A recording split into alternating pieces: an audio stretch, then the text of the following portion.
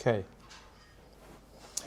Willie, 100th test, the 100th time that the country has called upon you. Have you had time to process it emotionally with your family, friends, and people who've been part of your journey? It's a bit hard to, for me it's first about getting through this week and training and not getting too excited because anything can still happen before the game. But I think on Saturday, when you run on, I think then it will kick in. But for me now, it's a normal week. We've got a job to do on Saturday, and yeah, 100th. Just wanted to play one.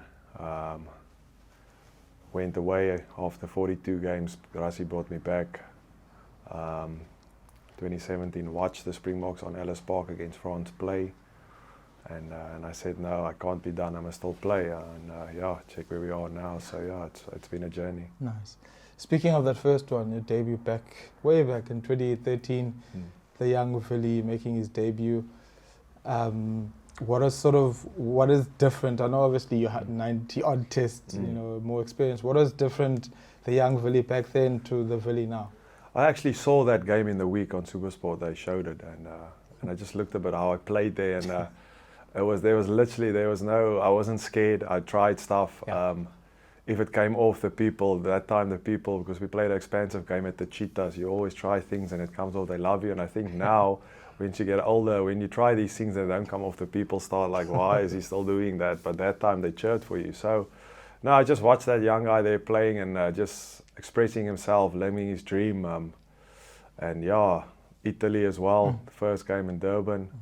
And now the 100th against Italy again. So yeah, what a journey, yeah. So speaking of how you played at 10, early parts of your career, and at Boland as well.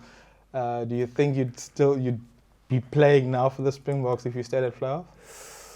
Yeah, well, I played URC a bit this season, 10, and it's definitely a different ball game. You have to make calls at the right parts of the field. If you don't have any comms from outside, then it makes your job tough because you have to organize the forwards, you have to get them around the corner. Like I said, you have to call the play. So that's where voices from outside is very important to help you and guide you. And that's one thing I think everyone in the world can talk. You don't need to.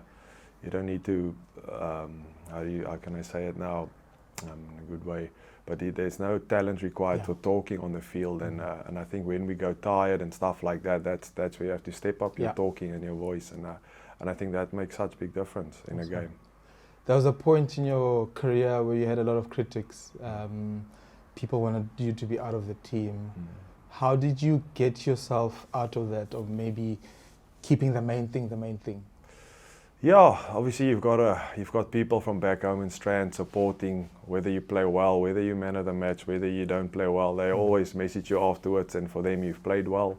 So that core group of people that's been with me for a long time, and then my wife, she actually watched the first game for me when it was my 50th for the Boks at Loftus, and she get to be here with me now in my 100th. So, and my family that's been there since school days and everything. So yeah, I think you.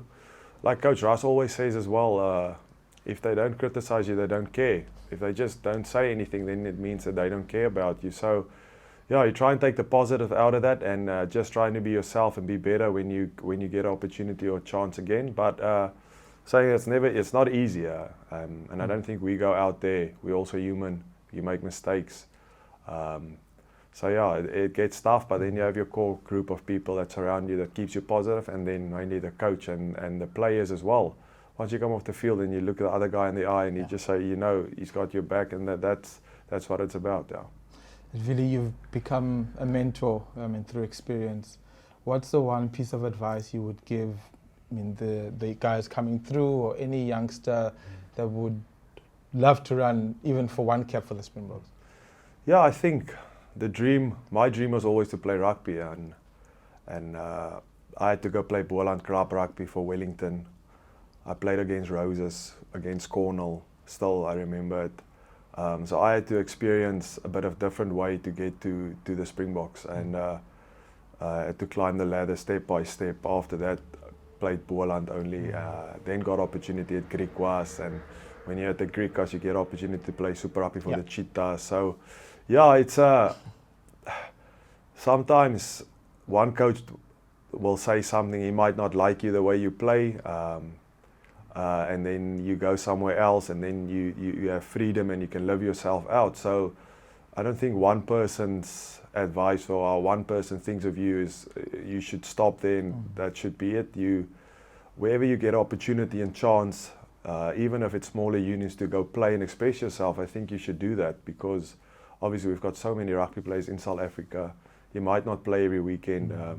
So it's about putting yourself out there, and don't let one voice who might not like the way you play stop you from doing it. Go find opportunities if you get it, and go express yourself on the field. Nice.